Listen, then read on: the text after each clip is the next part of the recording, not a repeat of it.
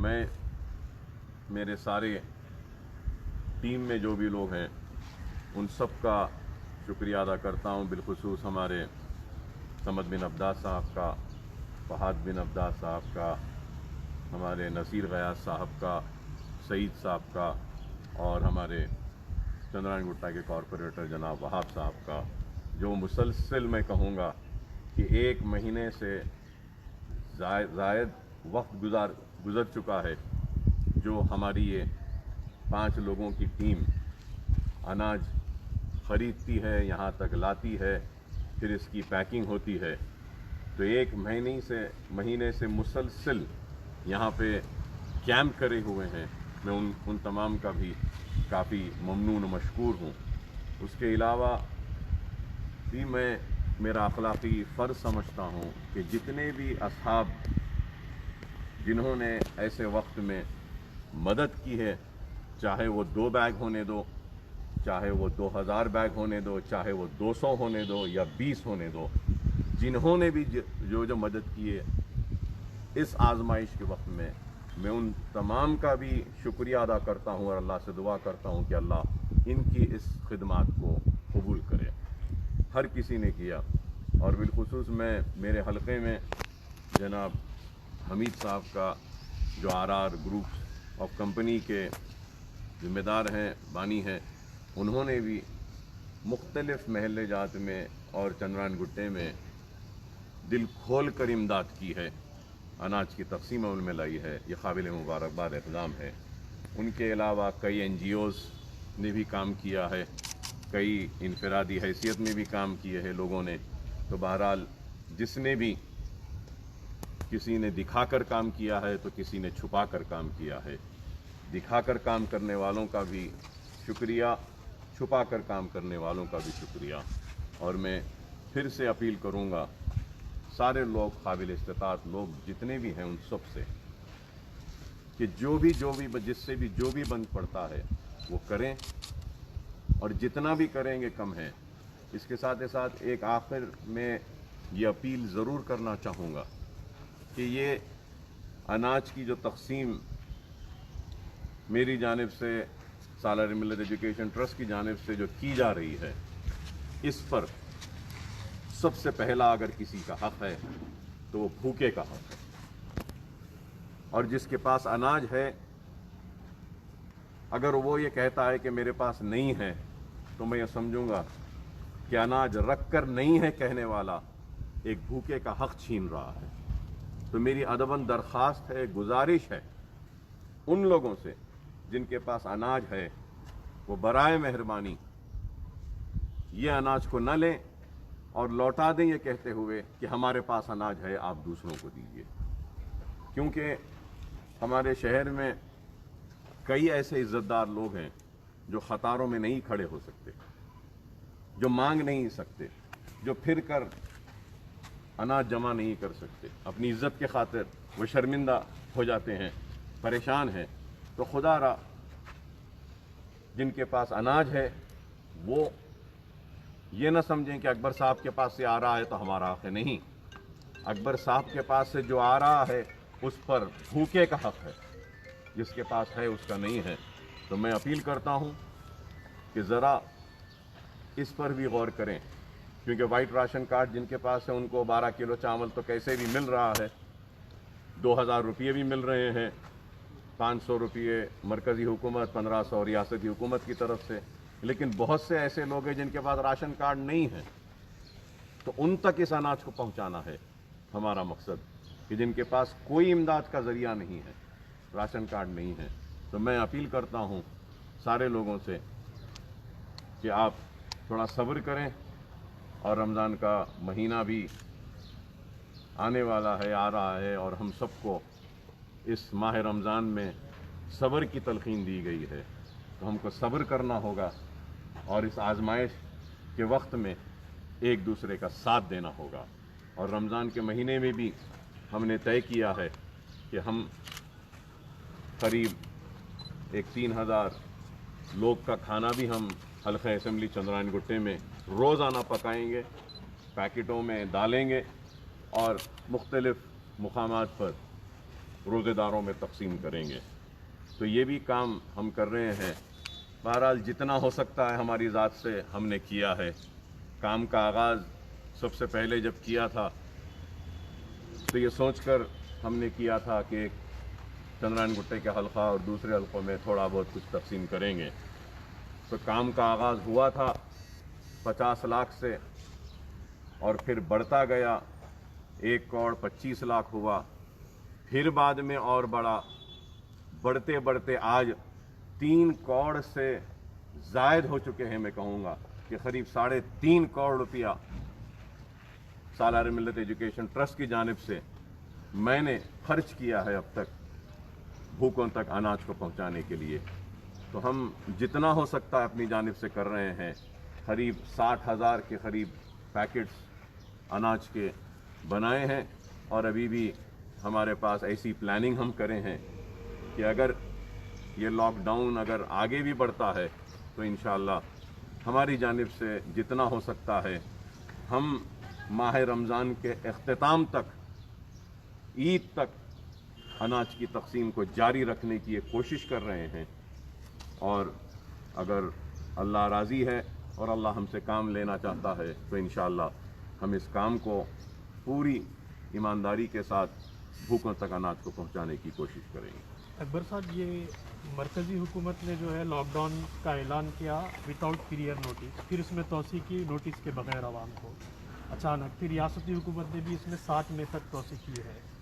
آپ کی جانب سے، جماعت کی جانب سے، جیسا کہ آپ نے بتایا کہ کئی این جی اوز کی جانب سے لوگوں کی امداد کی جا رہی ہے، لیکن لوگوں کی ایک عام شکایت ہے کہ لاک ڈاؤن میں یہ اچانک سختی کی وجہ سے جو انڈکلیئر کرفیو کر دیا گیا ہے، جو گاڑیاں سیز کی جا رہی ہیں رمضان سے پہلے، کافی انہیں دشواریاں ہو رہی ہیں. کئی لوگوں کو میڈیکل ایمرجنسیز ہیں، این جی اوز کی گاڑیاں سیز کی جا رہی ہیں، انہیں امداد کرنے نہیں دیا رہا ہے. ایک عام شکایت یہ ہے کہ بہت زیادہ سختی کی جا رہی ہے، مصیبت کے حالات ہیں، ایسے میں یہ سختی انہیں جو ہے بہت ہی ناگوار گزر رہی ہے. اس پر آپ کا کیا کہنا ہے؟ سب سے پہلے تو میں یہ کہوں گا کہ جو سختی کی جا رہی ہے وہ سختی عوام کی جان کو بچانے کے لیے، اس بیماری سے ان کو محفوظ رکھنے کے لیے کی جا رہی ہے. اور دوسری بات یہ بھی ہے کہ جو لوگ جو فرنٹ لائن پر ہے اس بیماری کے روک تھام کے لیے یا اس بیماری سے لڑنے کے لیے، جس میں پولیس بھی ہے، دوسرے ایڈمنسٹریٹو سٹاف بھی ہے، یہ سارے لوگ بھی انسان بشر ہیں. صبح سے شام تک، شام سے رات تک، پھر رات سے صبح تک یہ لوگ بھی بیٹھے رہتے ہیں، کام کر رہے ہیں، کوشش کر رہے ہیں کہ جتنا ہو سکے سچویشن کو کنٹرول کرے. کیونکہ اس بیماری کو روکنے کا واحد علاج یہ ہے کہ سوشل ڈسٹینسنگ کو مینٹین کیا جائے، گھروں میں رہا جائے. اس کے ذریعے ہی کر سکتے ہیں. رہا سوال کہ اچانک اعلان کرنا، ہاں یہ ایک بہت سخت فیصلہ لیا گیا ہے جس سے عوام کو کافی دشواریاں پیش آ رہی ہیں، کافی تکلیف ہو رہی ہے. کیونکہ کئی اچانک اعلان کرنے سے گھر والوں نے کچھ انتظام بھی نہیں کیا ہے.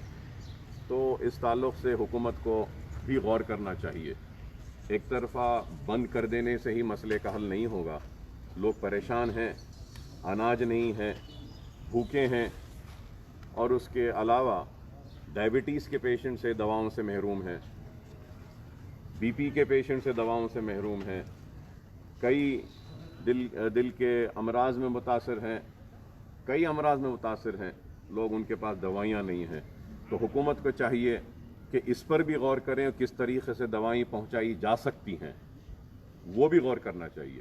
یا نہیں تو بستی دواخانے ہیں، جس طریقے سے راشن کی دکان سے راشن تقسیم کیا جا رہا ہے، میں ریاستی حکومت سے مطالبہ کروں گا کہ بستی دواخانوں کے ذریعے جتنے بھی غریب غربا ہیں جو بیماریوں میں مبتلا ہے، بستی دواخانوں میں 1-2 دن پہلے ان کے پرچیوں کو، ڈاکٹرز کے پرسکرپشنز کو جمع کریں، 1-8 دن کا وقت دیں، اور ہو سکا اگر تو ڈور ٹو ڈور ان کے دوائیاں ان کے گھروں تک پہنچانے کا انتظام کریں، کیونکہ یہ بہت ضروری ہے. اس کے ساتھ ساتھ میں کہوں گا کہ کئی گھروں میں چھوٹے معصوم بچے ہیں جو 6 مہینے کے، 1 سال، 2 سال، 3 سال کے ہیں، وہ دودھ سے محروم ہیں. हुकूमत को चाहिए कि डेयरी डेवलपमेंट कॉरपोरेशन के ज़रिए इतना दूध रियासत में है, दावे किए जाते हैं कि इतना दूध है हमारे मुल्क में, इतना दूध है हमारे रियासत में, विजय डेयरी है, दूसरे है, कई हैं ऐसे, तो क्यों नहीं इन मासूम गरीब लोग और बच्चे जो दूध के लिए परेशान हैं, उनके दूध का इंतज़ाम क्यों नहीं किया जा सकता? ये काम किया जा सकता है, समझ नहीं आता कि क्यों हुकूमत नहीं कर रही है।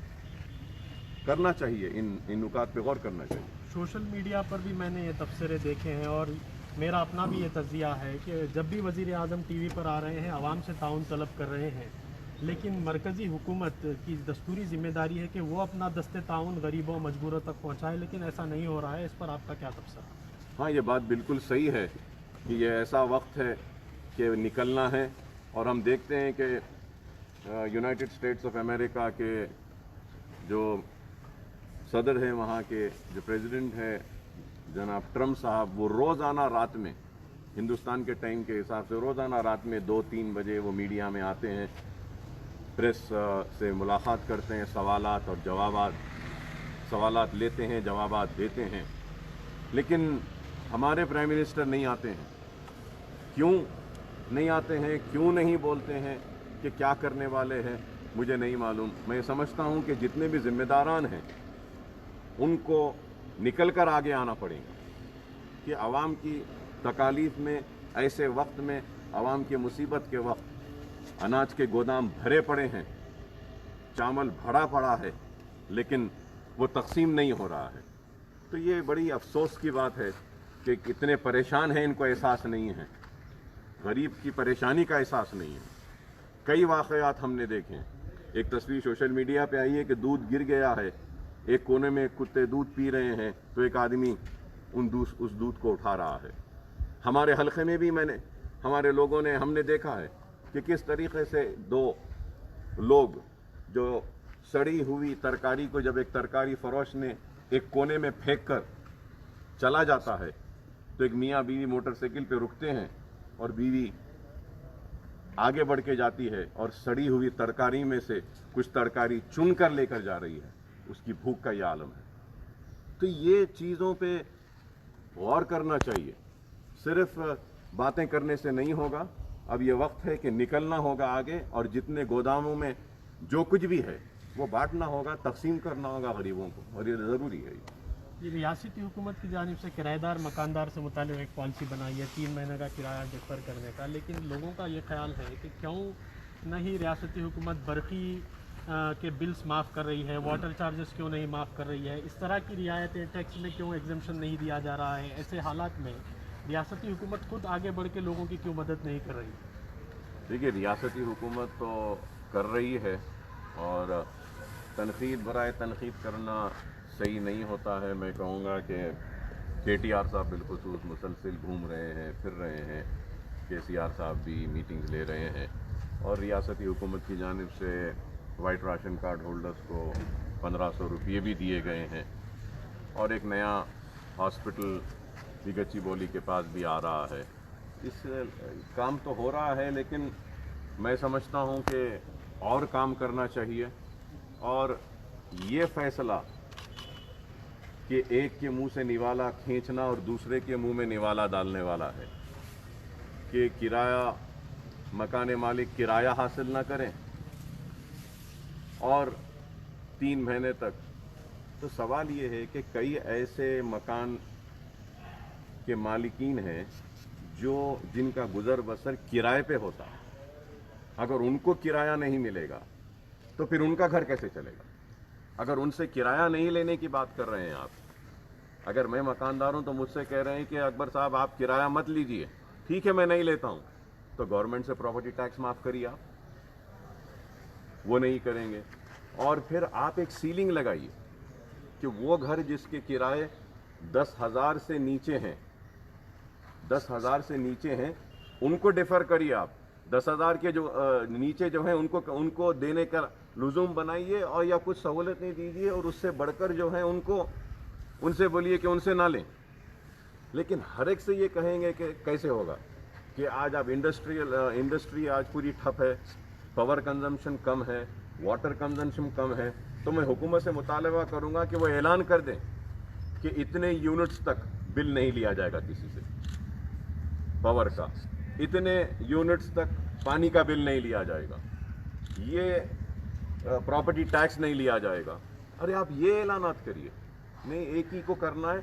मैं सख्त मजम्मत करता हूँ और कहूँगा कि कई ऐसे परेशान हाल मकान मालिकीन हैं जिनको किराया नहीं मिल रहा है, और एक तसादुम की बात आ गई है मकानदार किराएदार में। कल भी मेरे हलके में कुछ 8 या 10 ऐसे झगड़े हुए हैं और पुलिस केसेस भी हुए हैं।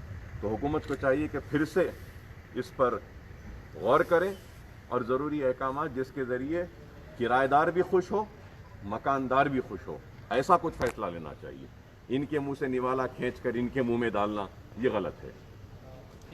ऐसा देखा जा रहा है, मैं 1 महीने से मेरा भी ऑब्जर्वेशन है, हमारे साथियों का भी ऑब्जर्वेशन है कि आप खराबी सेहत के बावजूद मुसलसल हॉस्पिटल्स का दौरा कर रहे हैं, रिलीफ काम में आप बढ़ चढ़ कर हिस्सा ले रहे हैं। एक ऐसे वक्त के मेडिकल फेटर्निटी के लोग ही डॉक्टर दवाखानों को जाने से घबरा रहे हैं, आप दवाखानों को जा रहे हैं, ये रिलीफ कर रहे हैं। आखिर क्या वजह है कि आप कई अहम जो है तंजीमों के ज़िम्मेदार अपने अपने घरों में बैठे हैं, लेकिन आप मुसलसल सरगर्म अवाम के दरमियान हैं? ये क्या कौन सी ऐसी चीज़ें जो आपको जो है प्रोवोक कर रही हैं इस तरह से?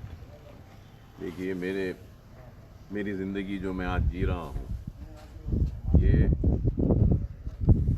लोगों की दुआएं और बिलखुसूस मेरे मुसलमान भाइयों की, गरीबों की दुआओं का नतीजा है कि 9 साल होने जा रहे हैं मुझ पर हादसा होकर। 30 तारीख को 9 साल होंगे जब मैं मौत और ज़िंदगी से लड़ता हुआ दुआओं के नतीजे में आज बख़ैर हयात हूँ। तो ये मेरी ज़िंदगी देन है इन दुआओं की वजह से, और मेरी ज़िंदगी का मकसद यही है कि मुझसे, मेरी ज़ात से, मेरी इनफरादियत से जो कुछ भी हो सकता है मेरी इस आवाम को के लिए करने का मैं करूँगा, आखिरी दम तक करूँगा। इतना एहतियाती तदाबीर इख्तियार करना है, कर रहा हूँ, लेकिन बहैसियत ज़िम्मेदार मैं समझता हूँ कि ये मेरी ज़िम्मेदारी है कि ऐसे वक्त में मुझे आवाम के दरमियान में रहते हुए आवाम के दुख और तकलीफ़ में उनके करीब रहना है, उनके तकालीफ को दूर करना है। नहीं, अगर मैं भी अपनी ज़िंदगी की फ़िक्र करते हुए अगर बैठ जाऊंगा तो फिर इतने भूखों का क्या होगा, इतने दवाखानों का क्या होगा। कि मैं समझता हूं कि मैं एक दवाखाने के ज़िम्मेदार की हैसियत से बीमारों के इलाज के इंतज़ामात का भी जायज़ा लेना है, और डॉक्टर्स, नर्सिंग स्टाफ और दूसरे स्टाफ जो दिलों में जिनके खौफ है, उस खौफ को निकालना भी मेरी ज़िम्मेदारी है। उनको भी प्रोटेक्ट करना, उनके जानों की हिफाजत करना भी मेरी ज़िम्मेदारी है। तो बहैसियत अवामी नुमाइंदे अपने हल्के की आवाम के दरमियान में रहते हुए उनकी भूख को भी करना है। मौत व हयात तो अल्लाह के हाथ है, जितनी एहतियाती तदाबीर इख्तियार करनी है कोशिश कर रहा हूँ, लेकिन मैं समझता हूँ कि ये वक्त ऐसा है कि ऐसे वक्त में हम घरों में नहीं बैठ सकते, हमको बाहर निकल के आवाम के दरमियान में रहना है। मेरा आखिरी सवाल है, क्योंकि आप मेडिकल फेटर्निटी से इतना क्लोजली वाबस्ता हैं और आप 2 हॉस्पिटल्स को सुपरवाइज़ भी करते हैं, आप एमडी हैं मेडिकल कॉलेज के भी। मैं ये पूछना चाहता हूँ, क्या मौजूदा दौर में लॉकडाउन ही मसले का हल है, या रैपिड टेस्टिंग, या फिर जो है टेस्टिंग को जो है काफ़ी बड़े पैमाने पर करते हुए आइसोलेशन किया जा सकता है? क्या ऐसे तदाबीर इख्तियार किए जा सकते हैं जो मरकज़ी और रियासती हुकूमतें इख्तियार करने से हिचकिचा रही हैं और सिर्फ लॉकडाउन पर ही इक्तफा करी रही हैं? नहीं, सबसे पहले तो मैं ये कहना चाहूँगा कि जो सहूलतें जो मुहैया की गई हैं, या गांधी हॉस्पिटल को एक कोविड हॉस्पिटल की शक्ल दे दी गई है, वहाँ पे कई लोग की बहुत सारी शिकायतें हैं कि डॉक्टर्स नहीं देखते हैं, लेके गए हैं वहाँ पे, बस लेके जाकर डाल दिए हैं, खाना बराबर नहीं दिया जाता, दवाइयाँ बराबर नहीं दी जाती हैं, और सफाई का इंतज़ाम नहीं है, बाथरूम सही नहीं है। क्योंकि मैं ये कहना चाहता हूँ कि ये वायरस सिर्फ सोशल डिस्टेंसिंग से रोका नहीं जाता या फिर करीब आने से, मुसाफा करने से, गले लगाने से ही नहीं फैलता है। ये वायरस बाथरूम से भी होता है और ये वायरस आपके पेट में भी अटैक करता है, आँखों में भी आता है, आँखें भी लाल हो जाती है, जिस्म खुजाता है, इससे भी ये वायरस होता है। तो ये हॉस्पिटल में सफाई का उतना इंतज़ाम नहीं है, इसलिए लोग परेशान हैं। और दूसरी अहम बात मैं ये कहूँगा जिस पर हुकूमत गौर नहीं कर रही है, वो ये है कि देखिए, एक 8 सस्पेक्टेड केसेस आते हैं, फ़र्ज़ करिए कि सस्पेक्ट कहते हैं, उनके स्वाब लेते हैं, टेस्ट के लिए भेजते हैं। 8 लोग को सस्पेक्ट कह रहे हैं और एक ही जगह लेके जाकर डाल देते हैं। रिपोर्ट आने तक वो सस्पेक्ट रहते हैं। एक जगह लेके जाके डालने से अगर 7 लोगों को नेगेटिव आएगा और उसमें एक पॉजिटिव रहेगा तो वो एक पॉजिटिव की वजह से वो 7 लोगों को भी लग जाता है। तो इस पर वो गौर नहीं कर रहे हैं। और एक पेशेंट से दूसरे पेशेंट के बीच में डिस्टेंस मेंटेन करना, उस पर भी गौर नहीं किया जा रहा है।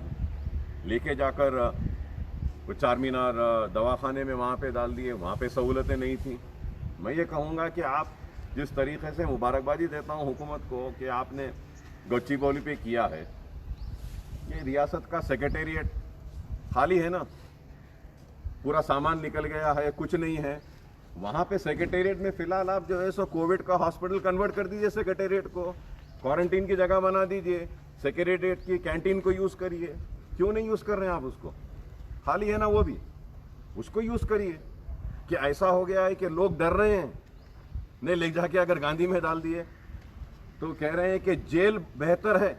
गांधी में जाना मतलब ये है कि परेशानी ही परेशानी है। तो ये सहूलतों को अच्छे करना हुकूमत की जिम्मेदारी है।